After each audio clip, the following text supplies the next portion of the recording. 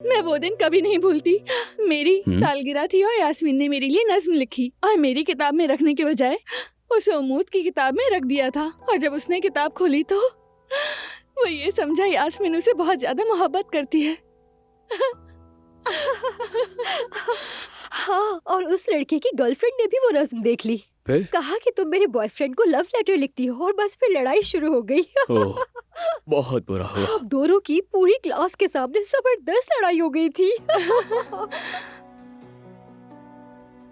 Elif, आओ बैठो ना। नहीं, मैं बाहर जा रही हूँ, कुछ जरूरी काम है मुझे। अरे तुम बैठो, मैं छोड़ाती हूँ एलिफ को। दोनों फैमिलीज नहीं चाहती कि हम शादी करें, ठीक है, मगर ये हमारी जिंदगी है। हम सबको जगह, तारीख और दिन बता देंगे। जो आना चाहे आए, नहीं आना चाहे मत आए, ठीक है? तो फिर निकाह की तारीख ले लेते हैं।